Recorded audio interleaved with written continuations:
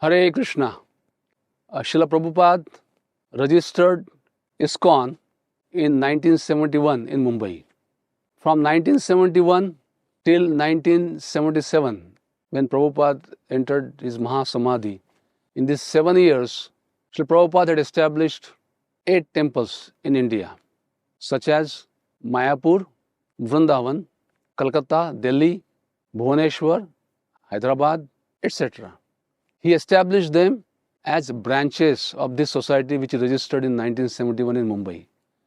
Apart from this one entity, Prabhupada did not register any other entity with name ISKCON in India. And therefore, ISKCON in India is one entity. And every temple of ISKCON, which established even after Prabhupada's Mahasamadhi, are only branches of this one entity. And therefore, every year, every temple, which is a branch, audits its accounts, prepares final balance sheet and income and expenditure account and sends it to Mumbai head office, where all the accounts are consolidated and filed with income tax with one PAN number, one ATG registration and one return. ISKCON is a united one entity in India. This is how Prabhupada set it up, and this is how it has been working. Madhu Pandit Das, who was president of Trivandrum Temple in 83, was made president of Bangalore Temple or Bangalore branch, and from 84 to 2001, he followed the same procedure, sent audited accounts to Mumbai like every other branch, and even in his different legal proceedings, judicial proceedings, he has admitted this fact that he is only a branch president of ISKCON registered in 1971, and accounts are sent to Mumbai, and therefore he claimed his position only as a branch president.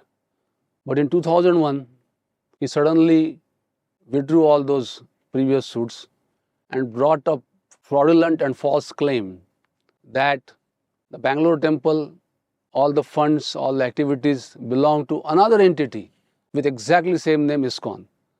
Little history about that ISKCON is like this. Shankarbrit Das and others in 1978, after Prabhupada's departure, registered another entity, ISKCON, with name ISKCON, in Bangalore.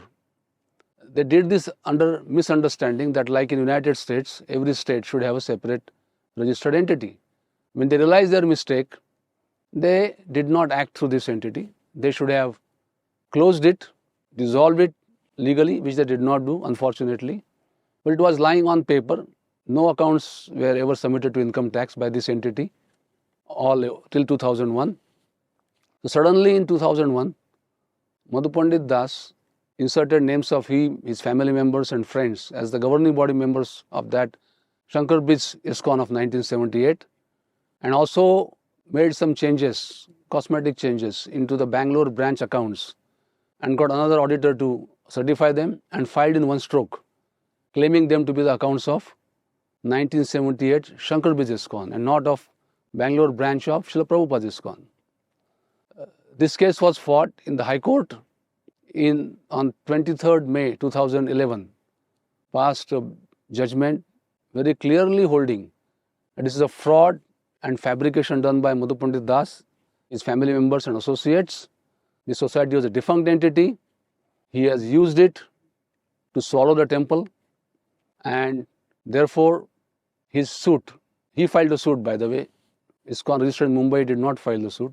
His suit was dismissed and injunction order was given. But then appeal went to Supreme Court. It is lying in Supreme Court for all these years. It has come for final hearing now. But now we need to make sure that just like High Court, we also succeed in Supreme Court. For that, we need mercy of all the Vaishnavas, Srila Prabhupada and Narasimhadev. Narasimhadev is a removal of all obstacles in the path of victory of Srila Prabhupada's ISKCON. Remember, when Mr. Nair tried to cheat Srila Prabhupada's disciple in Juhu, Prabhupada fought like a lion and got the property back. This is the example our founder has given us. So we all need to do our bit to make sure Prabhupada's society in India remains united as he established, and no office bearer, no branch president or temple president or anybody is allowed to take away any property under any guise, under any pretext. So it was discussed with many devotees and seniors, and advice is given that we should chant Narsimha mantra, Ugram Viram Mahavishnum Jalanto Sarvotomukham Narsimham Bhishanam Bhadram Mrutyor Mrutyum Namamyaham. 3 crore 20 lakhs time to make sure all obstacles are removed. So we request every devotee to chant every day this Narsimha mantra 108 times for next 3 months. We need minimum 4,000 devotees who are practicing Krishna consciousness, following 4 regulatory principles, and committed to Srila Prabhupada.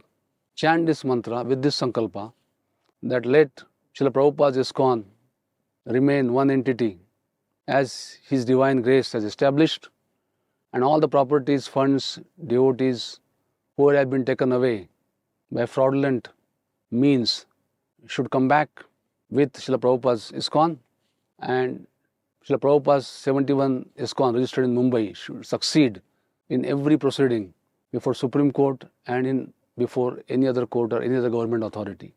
Thank you very much. Hare Krishna. All glories to Srila Prabhupada.